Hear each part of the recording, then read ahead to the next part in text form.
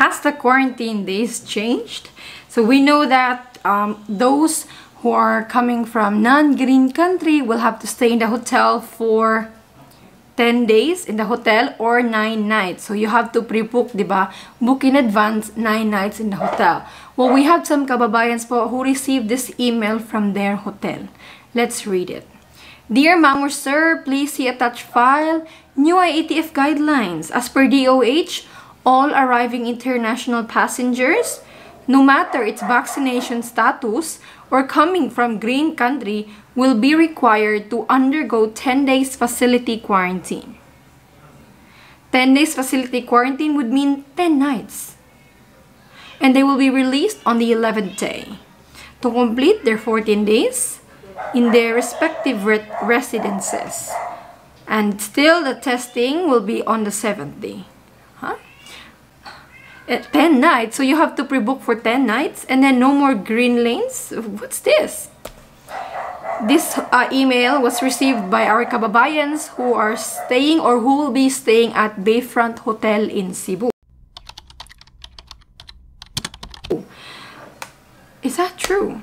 If you read the latest IATF resolution or guidelines, last August 19, this is the most updated, guys, the latest. The inbound international travel of all persons, regardless of vaccination status, to any part of the Philippines shall be governed by any of the following. Facility-based quarantine period of 10 days. The Bureau of Quarantine shall ensure strict monitoring while in the facility for 10 days. Ganun lang naman, but on the very same day, the Department of Tourism released an advisory talking about green lanes and that those who are not covered by green lanes will have to stay in a hotel for 10 days but released on the 10th day. So why are we getting different information, contradicting information from different organizations? No hotel from Manila has ever told their guests that, oh, you need to book for 10 nights now because there is a new IATF guideline.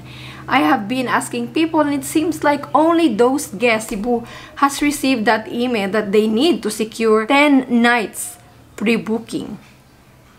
I reached out with some hotels this morning, Manila hotels, and they all said you only need to quarantine out to pre-book for 9 nights. So bakit iba? So, my question for those traveling to Cebu soon, have you received this email from your hotel? Were you told to extend another night? I've been in contact with one kababayan who has a reservation with Bayfront Hotel. And sabi ko, ask them, where's this new guideline? Oh, the hotel pa is claiming that USA daw is a red country. Thus, travelers from this country daw need to pre-book for 10 nights. Saan ang galing yung red list country? Wala namang red list country except doon sa 11 countries nga na merong travel restriction. Pero USA po is not a red country by the Philippines. Moving forward, for kababayans flying with Cebu Pacific, warning! Only one hand carry. Just one hand carry. You cannot have a luggage, backpack, sling bag. No po. Only one hand carry, okay? Okay, it's okay if you have a small luggage. Okay lang po yan. May bagahe ka. Okay lang. Basta pasok sa size limit. 56 centimeters in height, 36 centimeters in length, and then 23 centimeters in width. Basta hindi siya lumampas ng 7 kilos because they will weigh your hand carry. Yes, ikikilo nila po yan. Kaya, alam na this, you don't want to pay extra fee. Domestic flight, 1,000. Short haul flight, 1,500. Long haul flight, 3,000. So, yan, huwag kayong mag-excess. And then, for the vaccination of our children in the Philippines may soon be vaccinated po. They are eyeing 12 to 17-year-olds. This has already been recommended by the National Task Force to the Technical Working Group ng IATF. Their projection, they're hopeful that the opening of the vaccination for the children's sector will start by the last quarter of this year.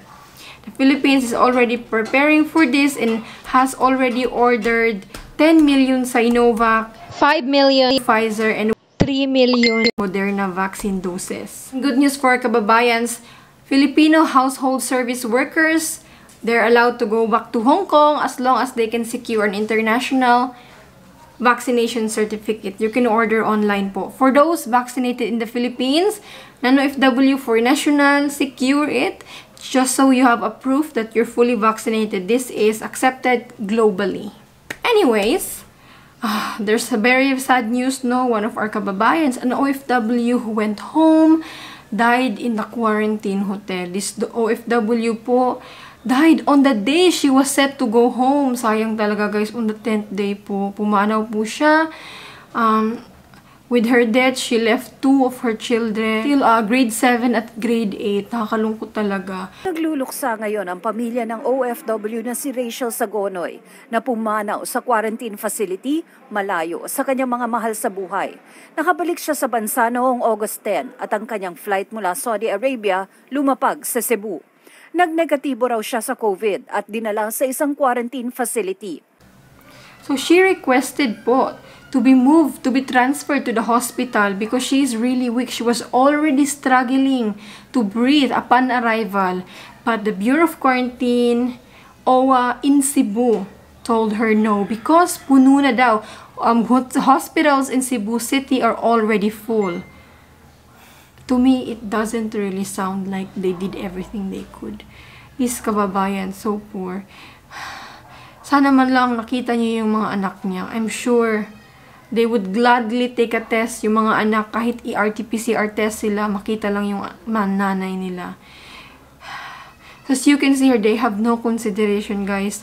No empathy. Kaya, this is a warning for those traveling po with needing medical attention. There are guidelines po, protocols to follow para pagdating nyo sa Philippines, diretso kayo sa hospital. This is the protocols po. You need to get in touch with DOH and BOQ prior bago kayo dumating sa Pinas po. You don't expect them na i-consider just because you're ill. We witnessed sa nangyari sa kababayan ng OFW na hindi nga kinonsider. So please po, do the protocols before arriving in the Philippines para hindi po kayo magaya dito sa kababayan natin na in-insist nila na mag-hotel even though she was very sick. Condolences po sa pamilyang naiwan. We hope that justice will prevail and with what happened to our kababayan, change will actually happen. That is the update for today, guys. There will soon be another update. They will update the green list countries. And if perhaps green lanes will be removed, we will hear maybe tomorrow or sa 29. Because as you know, IATF always announces something at the end of the month. So I'll let you know if there's any change. But for now, stay safe. God bless. Have an amazing day. Bye-bye.